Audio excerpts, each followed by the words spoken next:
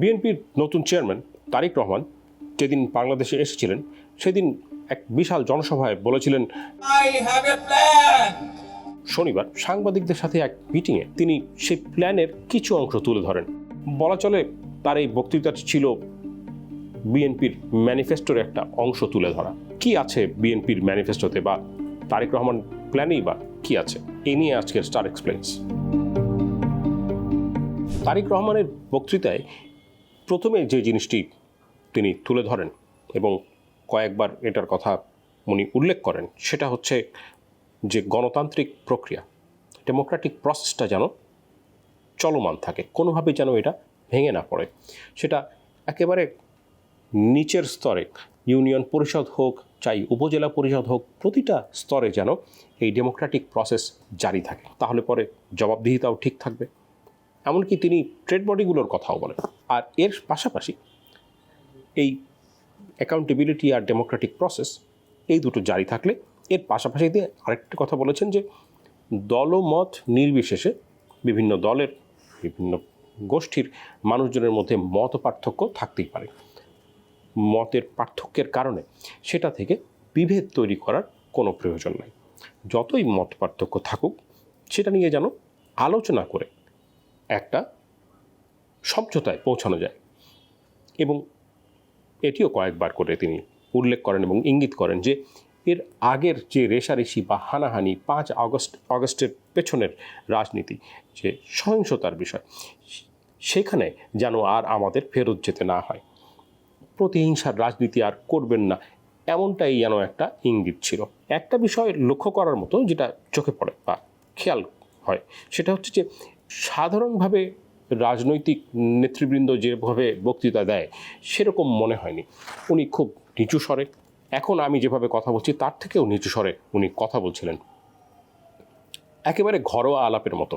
এই বক্তৃতায় উনি তার যে সেই মার্টিন লুথার কিং জুনিয়রের মতো যে বলেছিলেন আই হ্যাভ আ ড্রিম, সেই রকম করে উনি বলেছিলেন আই হ্যাভ আ প্ল্যান। সেই প্ল্যানের কিছু অংশ উনি বলেন যে কিভাবে কাজ করবেন।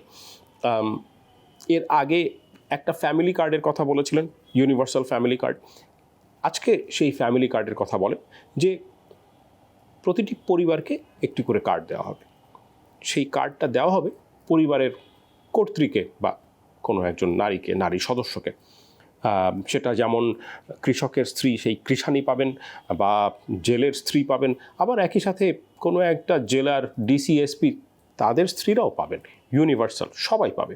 যেন এখানে যেহেতু অন্যান্য ক্ষেত্রে দেখা যায় যে এই কার্ডগুলো বিতরণের ক্ষেত্রে বিভিন্ন রকম দুর্নীতি হয়, সেই দুর্নীতি দূর করার জন্য তার মনে হয়েছিল, তিনি বলছিলেন যে তাদের দুর্নীতি কিছুটা কম হবে, সবার কাছে এই কার্ড থাকবে, তাদের সুবিধা হয়তো কেউ নেবে না এবং অনেকেরই দরকার হবে না। এখানে তিনি বলছেন যে নারীদের কাছে এই কার্ডটা দেওয়ার পরে এই কার্ডের মাধ্যমে তাদেরকে হয়তো কিছু টাকা দেওয়া হবে, হয়তো কোনো রকম বা কিছু একটা পরিমাণ খাবার দেওয়া হবে, যেটা দিয়ে তারা তাদের কাজে লাগবে জিনিসটা। নারীদেরকে দেওয়ার পেছনে আরও একটি কারণের কথাও তিনি বলেন, সেটা হচ্ছে যে নারীদেরকে কোনো একটা সাহায্য, অর্থ যদি দেওয়া হয় তাহলে পরে দেখা যায় যে তাদের হাতে যখন ক্ষমতা থাকে সিদ্ধান্ত নেবার, তারা প্রথমত তার পরিবারের স্বাস্থ্যের কথা চিন্তা করেন, ভালো খাওয়া, ওষুধ ইত্যাদি, পরিবারের শিশুদের শিক্ষার কথা চিন্তা করেন এবং তারপর সেই তার হাতে যতটুকু রিসোর্স থাকে সেখান থেকে কিছুটা বাঁচিয়ে সেভ করে সেটা আবার কোথাও একটা বিনিয়োগ করেন, অর্থাৎ ছোটোখাটো কাজে, হয়তো ঘরের পাশে বাগান করা বা এরকম কোনো একটা ছোট জায়গায় ইনভেস্ট করা, কোনো একটা ছোট্ট ব্যবসা করা, এইরকম কিছু। প্ল্যানটা কীরকম এই কথাটা বলতে গিয়ে তারেক রহমান বলেন যে আমাদের প্ল্যানটা এই দেশের অর্ধেক জনসংখ্যার অর্ধেক নারী, সেই নারীদেরকে ঘিরেই আমাদের প্ল্যান। এখানে আরেকটা কথাও তিনি বলেন অন্য একটা বিষয় বলতে গিয়ে, সেটা হচ্ছে যে বাংলাদেশের স্বাস্থ্যের কথা, স্বাস্থ্যসেবার কথা। স্বাস্থ্যসেবায় বা স্বাস্থ্য খাতে তিনি বলেন যে আমাদের এখানে এমনকি উন্নত বিশ্বেও হাসপাতালে চিকিৎসা দিয়ে অনেক উন্নত দেশ হিমশিম খাচ্ছে, সেজন্য তাদের এখন প্রয়োজন আগের থেকে সচেতন করা, প্রিভেন্টিভ কেয়ার। এই প্রিভেন্টিভ কেয়ারের কথা বলতে গিয়ে তিনি বলেন যে আমাদের জনসংখ্যা বিশাল, এই 18-20 কোটি মানুষকে ঠিকমতো চিকিৎসা দেওয়া খুবই কঠিন, সেজন্য প্রয়োজন দায়িত্বশীল করা এবং তাদেরকে সচেতন করা। সেই জন্য তাদেরকে যেরকম পুষ্টির কথা বলা দরকার, স্বাস্থ্যের কথা বলা দরকার, একই সাথে পরিবার যেন ছোট হয় সেই কথাও বলা দরকার। এবং সেজন্য স্বাস্থ্য খাতে 80 থেকে 85% কর্মী নারী হবে, যেন তারা বাড়ি বাড়ি পৌঁছাতে পারে। সেটা পরিকল্পনার আরেকটি অংশ। এছাড়া তারেক রহমান আজকে যুব সমাজের জন্য তাদের চাকরির কথা বলে এবং চাকরির ব্যবস্থার ক্ষেত্রে বিশেষভাবে কোনো ব্যবস্থার কথা বলেনি, কিন্তু তিনি বলেছিলেন যে এর আগের সরকারের সময় বেশ কয়েকটি আইটি পার্ক তৈরি হয়েছিল, যে আইটি পার্কগুলো আসলে খুব বেশি একটা কাজ হয়নি, ওখানে কমিউনিটি সেন্টার হয়েছে, পরে সেরকম একটা কাজে আসেনি। সেই কমিউনিটি সেন্টারগুলোতে অনেক অনেক ছাত্র আছে যারা ইউনিভার্সিটির হলে বিছানার উপর বসে তারা কাজ করে, কোনো রকম একটা টুলের উপর বসে কাজ করে, একটা ভালো কাজ করার জায়গা না। এই আইটি পার্কগুলোতে আমরা ইন্টারনেট অ্যাক্সেস দিব, তাদের জন্য একটা ছোট ছোট জায়গা তৈরি করে দেবো যেখানে তারা বসে কাজ করতে পারে, এবং তাদের একটা ছোট অফিস সেট আপের মতো দিয়ে দেওয়া যাবে, যেখানে বসে এই ফ্রিল্যান্সাররা বা বিভিন্ন যে ছেলেমেয়েরা কাজ করে তারা এখানে বসে কাজ করতে পারে। পাশাপাশি আরেকটি কথা বলেছেন যে আমাদের দেশের বিভিন্ন নীতির বা সিদ্ধান্তের কারণে এই পেপ্যাল বা এই ধরনের যে পেমেন্ট সিস্টেম, সেই পেমেন্ট সিস্টেমগুলো ঠিকমতো কাজে লাগানো যায় না। এই পলিসির কারণে অনেক ক্ষেত্রে আমাদের বিদেশ থেকে টাকা পেতে বা পাঠাতে অনেক রকম সমস্যা হয়, ফ্রিল্যান্সারদের জন্য অনেক সময় এটা প্রবলেম হয়। সেই ব্যাপারটায় উনি বলেছেন যে এটা আমরা যদি ক্ষমতায় যাই, সরকার গঠন করি, তাহলে পরে এটা নিয়ে খুব শিগগিরই ব্যবস্থা করে ফেলা যাবে। আরেকটি বিষয়ের কথা বলেছেন, সেটা হচ্ছে যে বাংলাদেশ থেকে প্রতি বছর যে বহু লোক বিদেশে যায়, সেক্ষেত্রে বিদেশে কোন কোন দেশগুলোতে আমাদের জন্য নতুন নতুন ক্ষেত্র তৈরি হচ্ছে, কোন কোন দেশে নতুন নতুন বাজার তৈরি হচ্ছে যেখানে আসলে আরও মানুষজনের দরকার হবে বা শ্রমিকের দরকার হবে, সেটার কথাও উনি উল্লেখ করেছেন। এটা উল্লেখ করতে গিয়ে তিনি বলেন যে আমাদের এখান থেকে যে বেশ লক্ষ লক্ষ শ্রমিক যায়, তারা বেশিরভাগই একেবারে অদক্ষ, খুব একটা দক্ষতা তাদের থাকে না যখন যায়। এক্ষেত্রে টেকনিক্যাল এবং ভোকেশনাল স্কুলগুলোতে যদি আমরা ওই দেশগুলোর চাহিদা অনুযায়ী এই যারা যাচ্ছে বিদেশে তাদের কিছু পরিমাণ ভাষা শিক্ষা, কিছু পরিমাণ দক্ষতার যদি প্রশিক্ষণ দেওয়া যায়, তাহলে পরে যে মানুষটা এখন $100 কামাই করছে, সে হয়তো $300 উপার্জন করার মতো করে সে সক্ষম হবে। সেই ব্যবস্থাটা তাদের জন্য আমরা করতে পারি। বিএনপির প্রধান আরেকটি বিষয়ের কথা বলে, সেটা হচ্ছে যে যদি এমন কোনো উদ্যোক্তাদের জন্য এমন কোনো যদি উদ্যোগ থাকে, এমন কোনো ব্যবসা থাকে, কোনো একটা জিনিস তৈরি হয়, ফ্যাক্টরি বা এরকম একটা কিছু, যেখানে আমরা 100% এক্সপোর্ট ওরিয়েন্টেড জিনিস তৈরি করব, সেখানে তাদের জন্য কিছু ফ্যাসিলিটি দেওয়া হবে এক্সপোর্ট ইনসেন্টিভ হিসেবে।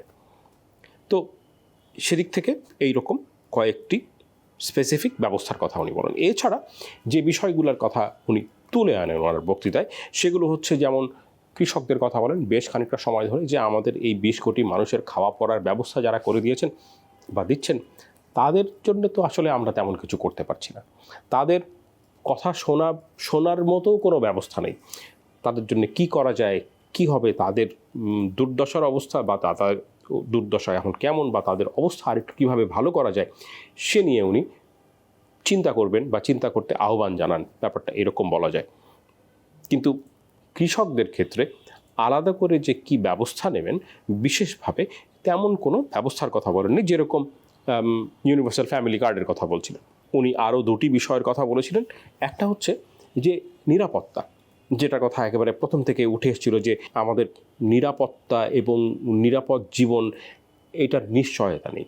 প্রতি বছর বেশ কয়েক হাজার দুর্ঘটনা ঘটে রাস্তায়, এবং তিনি বলেন যে এই দুর্ঘটনা যে ঘটছে, এখানে যারা মারা যাচ্ছে, দেখা যায় অনেক ক্ষেত্রেই তারা খুব একটা অবস্থাপন্ন না, এবং এর মধ্যে অনেকেই থাকে যারা আসলে ওই পরিবারের উপার্জন করে, সেই ব্যক্তিটি মূল উপার্জনকারী। তো এক একটা পরিবারের অবস্থা তো খারাপ হয়, এক একটা জীবন শেষ হয়ে যায়, কিন্তু তাদের জন্য ব্যবস্থা কি? কোনো রকম ব্যবস্থা আমাদের নেই। এটা নিয়ে আসলে একটা চিন্তা করার দরকার। তিনি পানির কথা বলেন, যে এখনই ঢাকায় 3.5 কোটি লোক থাকে, আশেপাশের নদীগুলো সব দূষিত হয়ে গেছে। এক সময় দেখা যাবে যে ঢাকা শহরের মানুষজন পানি পাচ্ছে না, তখন কি হবে? সেটা নিয়ে কি আমরা আদৌ চিন্তা করছি এখন? একেবারেই তো চিন্তা করছি না। সংস্কারের কথা বলেছেন, তিনি বলছিলেন যে আমরা সংস্কার 3 ভাগে ভাগ করতে পারি। এক ভাগ যেরকম ধরা যায় যে সংবিধান সম্পর্কিত, এক ভাগ হচ্ছে আইনগত, অন্যটা আমাদের সাধারণ জীবনে কারো চাকরি, কারো স্বাস্থ্য, কারো শিক্ষা, এই বিষয়গুলো নিয়ে আমাদের ওইটার সাথে সম্পর্ক। কিন্তু সেই একেবারে সাধারণ মানুষের জীবনের সাথে অঙ্গাঙ্গিভাবে জড়িত যে বিষয়গুলো, সেই বিষয়গুলো নিয়ে বুঝি তেমন একটা আলাপ আলোচনা হয়নি। আইনগত যে সংস্কার আর ওই সংবিধানের সংস্কার, সেটা নিয়ে বিস্তর আলোচনা হয়েছে। তো এগুলো নিয়েও সম্ভবত আরও আলোচনা হবার দরকার। মোটামুটিভাবে এতেই তিনি বক্তব্য শেষ করেন। তবে এখানে আরেকটি বিষয় উনি বলেছিলেন, সেটা হচ্ছে যে সাংবাদিকরা অবশ্যই সমালোচনা করবে, ক্রিটিসিজম করবে, কিন্তু সেটা শুধু সমালোচনা করার খাতিরেই সমালোচনা সেটা হওয়া উচিত না। কোনো একটা বিষয়ে যে সরকারকে আসলেও সমালোচনা করার মতো বিষয় যদি আসলেই হয়, তাহলেই সেটা অবশ্যই ওয়েলকাম, এবং তাতে কোনো সমস্যাও নেই। তবে যে কথাটা যেটা এখান থেকে বোঝা যায় বা যেটা হয়তো বলা দরকার, সেটা হচ্ছে যে আজকের এই বক্তৃতার পরে সবার যেরকম যতটুকু প্রত্যাশা ছিল বিএনপির ম্যানিফেস্টোর ব্যাপারে, এখন তাদের আগ্রহ তো আছে বটেই, তবে প্রত্যাশাও আরেকটুখানি বাড়বে। এইখানে যে বিষয়গুলোর কথা অল্প অল্প করে উল্লেখ করেছেন তারেক রহমান, সেই বিষয়গুলোতে আরও বিশদভাবে উল্লেখ থাকবে ম্যানিফেস্টোতে, এরকমই নিশ্চয়ই সবাই আশা করবে।